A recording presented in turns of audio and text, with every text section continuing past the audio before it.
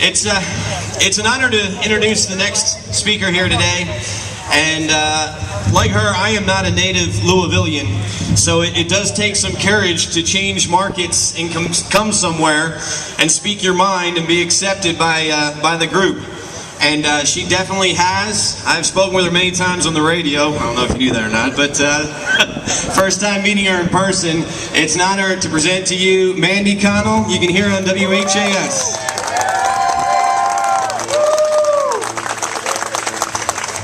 I'm beginning to think that Mother Nature is a tax that's been liberal. I'm just saying.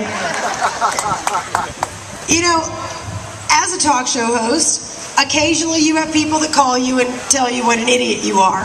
Now, I know if they call in to disagree with me first and then break out into what an idiot I am, they don't have anything to add to the conversation and don't have a legitimate argument against what I'm saying.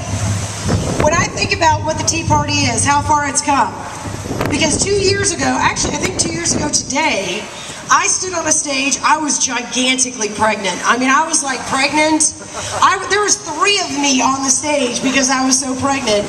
And it was about 150 degrees because it was Southwest Florida. And there was 5,000 people that came out on that day. And I thought to myself, I never thought this would work. And I was so heartened and encouraged, and people got together and they started forming groups and they started reading the Constitution and reading the Federalist Papers voluntarily. Because anybody who says they read the Federalist Papers voluntarily before that is lying, okay? If you read them because of history class. In the last 2 years, so many things have happened. One thing has been consistent.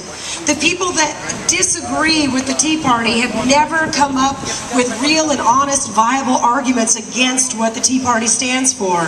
They just stand around and resort to calling names. They call us racist because there's not enough black faces in the crowd. I don't know if they saw Jon Stewart's rally for sanity, but that was as white as my laundry after I bleach it. I mean, it was insane.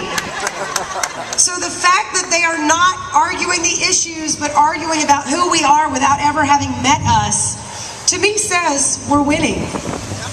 Something else says that we're winning. There were Republicans in the House and the Senate that voted against the continuing resolution because it didn't go far enough.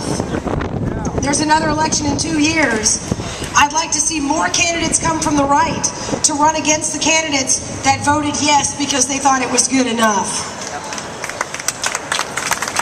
You don't have to clap. I do 3 hours. There's no clapping during the day. I'm okay with it. It's fine.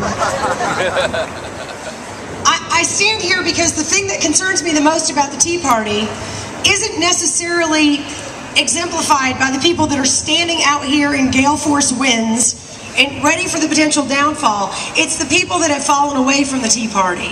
Apathy is a very dangerous thing. And I'm very concerned that we have been trying so hard and trying so hard and trying so hard. And then we hear legislators stand up and say, hey, we're awesome because we cut $36 billion from a gazillion-dollar budget and we're supposed to be excited about it. It's frustrating, it's demoralizing, but I want to task you with one more thing. Someone asked me recently, actually, if I ever thought about running for office. After my husband yelled no from the back of the room, I had to back him up because I think my role is being the watcher. I think all of you are the watchers. And I think that it is our fault that we're in the mess that we're in now because we turned our back. We cast our vote, we voted for people we trusted, and then we got busy with our lives. The last 2 years have proven that when you pay attention, you can make a difference. There are actually spending cuts, real honest to God, less money next year than there is last year, that are being discussed in Washington, D.C. I don't think that's ever happened in my lifetime. So as the other side stands there and lofts insults and makes snide remarks about Tea Party people and call us names that could be used for, well, other things, I just think to myself, you're losing the argument. The thing we have to remember is it's not a sprint. This country cannot turn around on a dime. I mean, I'd like to liken this to a large ship, but the Titanic comes to mind, and I'm not sure I want to go there.